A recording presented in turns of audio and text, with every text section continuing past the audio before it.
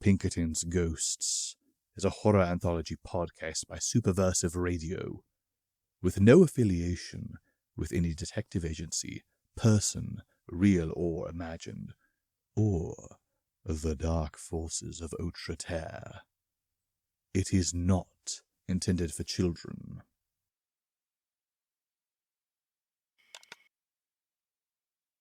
By the time my car went barreling into the forests of central New Jersey, I'd lost track of time. And no wonder, really. I'd been driving nonstop for hours. To make it to where I'm going would normally only take a couple of hours, but the route hadn't been normal.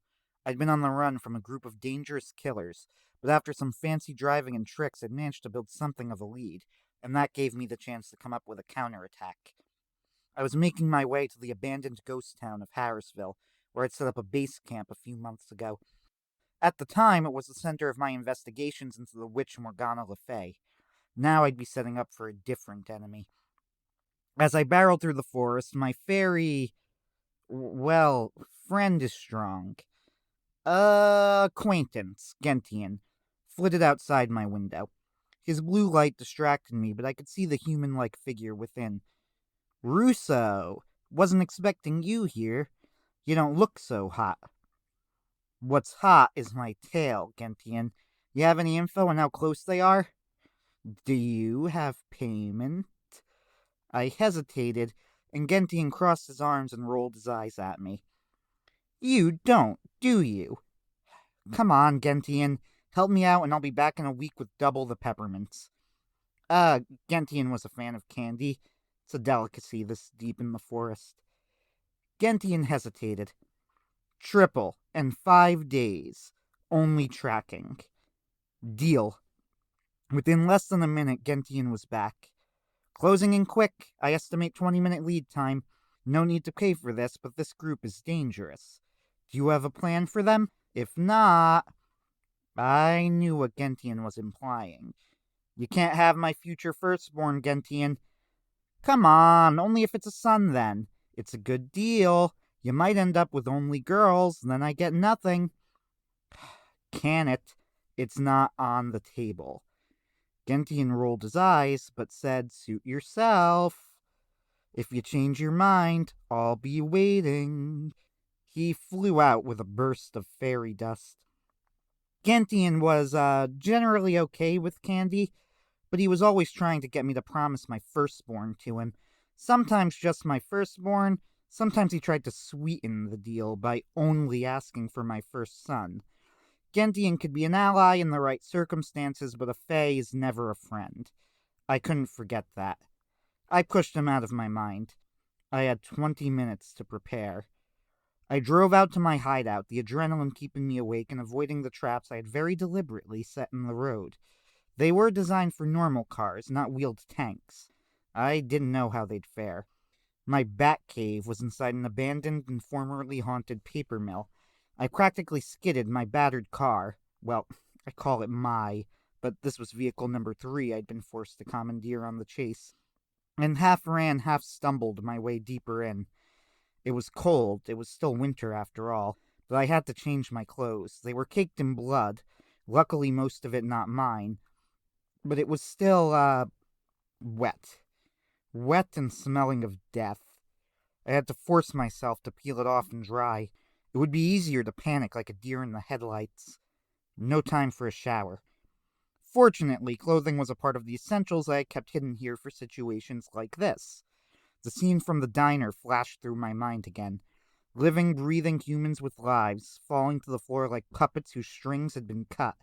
I felt a cold fury flash through me and a single thought settled in my head. They're going to pay for this. I would make them pay. 15 minutes left. I set up what I had. Desperation motivated me. I couldn't make them pay if I was dead. Like I said, I wasn't going to count on them hitting the traps in the road. One thing had been proven. Whoever drove that truck was good. Real good. Tire popping, sharp speed bumps, and all the goodies I had set up over the past few months might not do anything. But who knows, it might slow them down a little. I needed a plan, something they wouldn't expect. These men were ruthless, and they were experts. This brief chance to prepare on my turf might be my best and last chance. I took a deep breath. It was time for me to pull out all the stops and remind these Special Forces agents that I was a professional too. I was hidden in the hollow of a tree, hands clutching a rope. My heart was pounding, but my breathing was calm. I waited. In about 30 seconds, I heard the engine of a car coming through. This was it. The agents were in the same truck they were in earlier, crumpled, limping, but still moving. That thing was a tank. I was gratified to see several pieces of rebar from the bumper catcher stuck in its front. I was a little shocked that didn't flip them. Metal and concrete are a potent anti-vehicle combination. No matter. I waited until the last possible second and pulled the rope. This rope was something I'd set up months ago for situations like this, after consulting with Jack and Jim. Jim wanted to put some sort of curse on it, but he was handy with gadgets anyway. The tips he gave me were valuable. Jack gave me the contact information of specialists I could use to get it made. It was razor wire. Really, really sharp. Military-grade razor wire. I knew a guy who used something like it in World War II to behead Nazis on motorcycles. This was sharper and stronger, and it was camouflaged. In fact, Jack's specialist had given me some monofilament wire, to make sure the job was really done. Still, this was an armored truck. It probably couldn't cut right through. But if I could get the driver's cabin or the axle... At the last possible second, so they had no chance to dodge, I yanked the rope and tied it off. My body weight would do nothing to metal, but an iron spike buried in brick and concrete. I have to admit, I thought I had them. Credit to that driver and their reaction times. He slammed the brake as soon as I pulled up the rope, and with a yell they all managed to forward roll out of the truck, landing on their feet just as the truck caught. Its momentum would not let it stop. Instead, it flipped. It would have been insanely impressive if it wasn't so infuriating that they got out. Almost all got out. It wasn't a total loss. After the truck finished skidding forward, one man left inside stumbled out limping badly and dazed. Odds were it was the mage. Even though he was a part of their team, mages had a skill set that meant he was likely to be the least experienced in combat and survival. Blood ran down his leg. I don't know what he cut it on, but something in the truck must have done it. Things were still in my favor. No reason to panic. The agents didn't even yell out and kept their communication short and to the point. There were some hand gestures. He's still watching us. Get to cover. So, that guy must be the leader. Tall, mustache, dressed in dark clothing like the other two. All the walking agents carried scary-looking guns. Couldn't tell you what they were specifically. I'm trained in basic shooting of some handguns, but it's not a hobby of mine. Though after this, I'm starting to think maybe it should be. I was hidden well off, but of course if they thought of it, they could follow the line from the car to me. The second the rope was tied off, I moved through the trees as quickly as possible, springing another trap as I moved. This time, I was in the treetops. Now, this wasn't as impressive as you'd think. I had the trees in the area set up specifically for this sort of movement. I set up dead branches and boards in just the right places to move around. In the dead of winter, you could see them, sure, if you knew where to look, but at night, never. In the background, I heard my trap fall, then a scream of, "Get down!" I couldn't help but grin. Looks like it had worked. It was a nail bomb, and a powerful one. I made this one through my own research and some discussions with old Tom. While I was willing to risk accidental fire in emergency situations like this, the Pine Barrens had old magic in it, even besides Morgana. The magic went back to the pre-colonial days when the Lenni Lenape lived in New Jersey. An accidental fire would be bad enough, and it was a big risk I was taking, but an intentional fire would really put me on the bad side of some heavy hitters. They were primal things that still haunted America. Better to avoid such things if possible. So far, things were going well. It was dark, and I knew the area better than them. They were forced to scatter because of my nail bomb, and they weren't sure where I had booby traps, so they had to move slowly. Time to make a move. I crept through the treetops, trusting that with the truck accident and the bomb, they'd have a hard time hearing me. The night did the rest. The mage was in the team's blind spot. They were heading into a nearby building to get themselves under cover. Maybe I had panicked them a little. It was a lesson for me. Get sloppy, get panicked, and you make a bad call. He was slowly limping towards his gun, which had fallen outside of the truck. Not a chance, tough guy. As quietly as I could, I dropped down behind him and pressed my knife to his throat. Don't say a damn word unless I ask you, and don't speak over a whisper if you value being able to talk at all, I hissed in his ear. Nod slowly if you understand. I saw the Major's head move up and down slowly. Good. I thought about what to ask. First, I figured they were Grand Masons. They had to be. I had to be sure the man was willing to talk first, and if he lied, well, who sent you and what organization are they a part of? Remember, whisper or I slit your throat. The mage didn't respond at first, but instead turned his head to me slowly. I pressed my knife flush against his throat. Blood started to trickle. Watch it! Is that really the question you should be asking, Russo? What's that supposed to mean?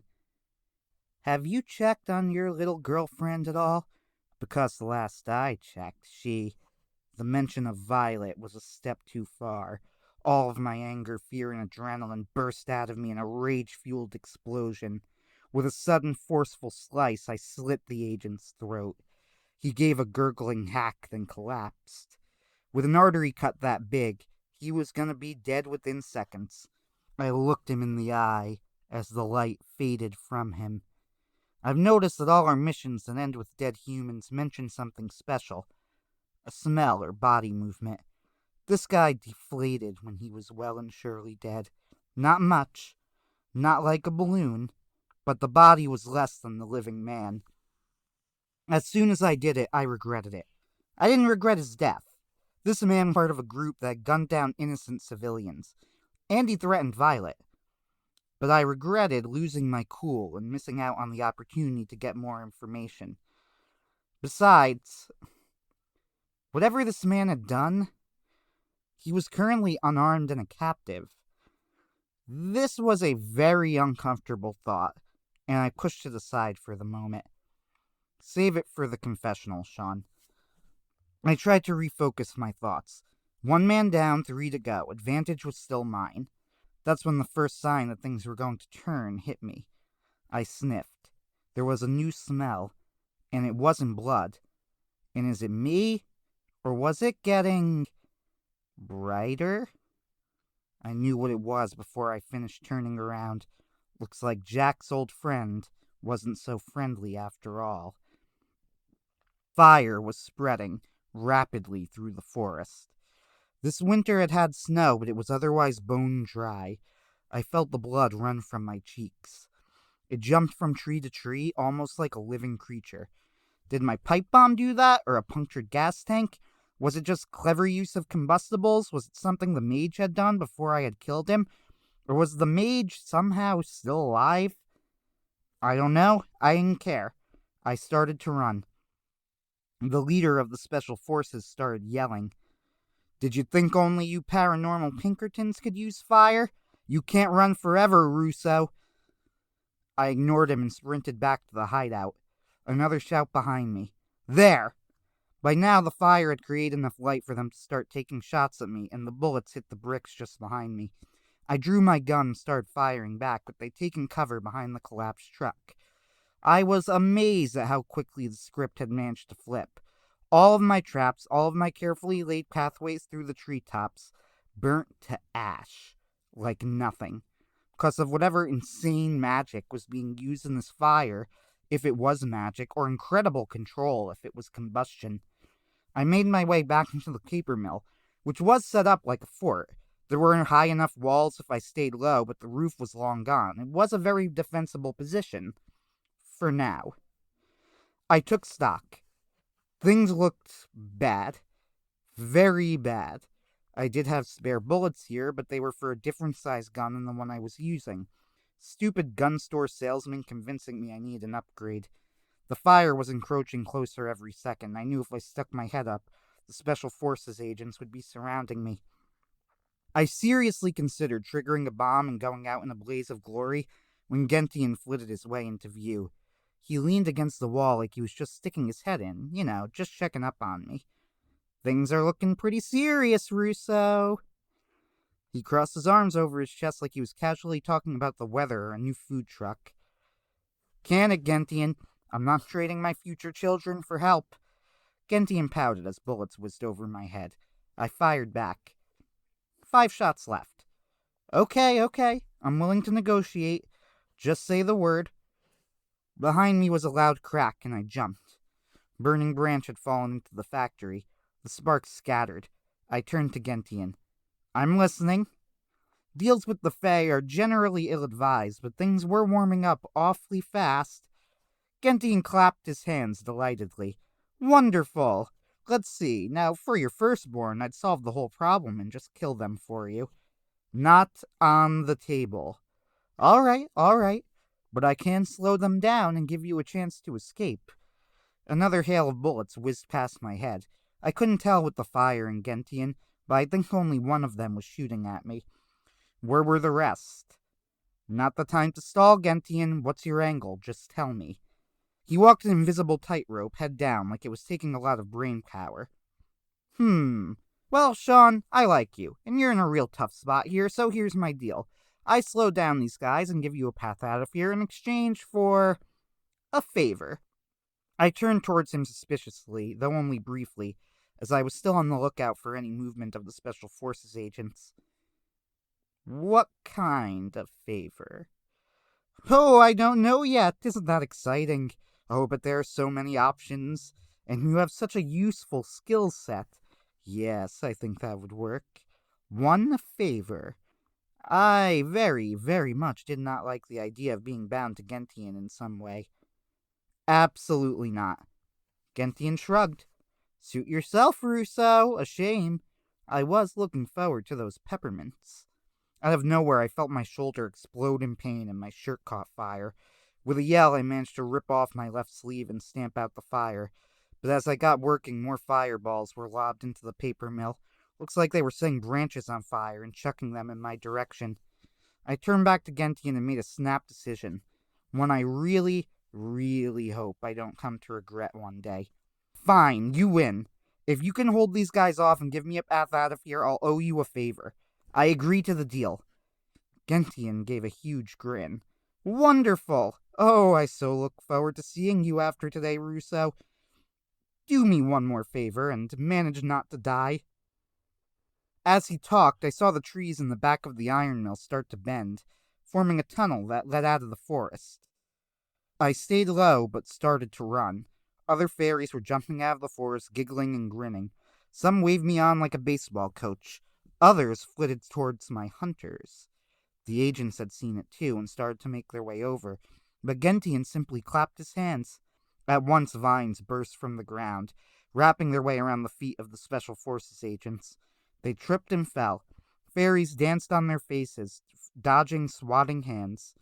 The leader had managed to force his way all the way up to the front wall of the paper mill through what you could almost call a heroic effort of will. He swatted a fairy away, clearing his vision. He aimed his gun at me as I ran, but before he could fire, I heard Gentian laugh. I turned. A giant sunflower was growing out of the barrel of the gun as Gentian giggled and the leader cursed. The roots and vines spread from his gun barrel and clipped into his hands and arms. He screamed. Gentian gave me a wave and mouthed something, but I was too far off to hear it. Besides, I needed to keep moving, and I did. As I made my way through Gentian's tunnel of trees, I thought over what would happen next. Gentian wasn't going to kill them. That wasn't the deal. This wasn't over. And, time for brutal honesty, these guys were too much for me on my own. If I try to force a showdown again alone, I'm going to get killed. I needed help.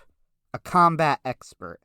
Somebody who wouldn't be intimidated by superior firepower, fighting experience, or advanced training. Somebody who had dealt with men like these guys before and knew how to handle them.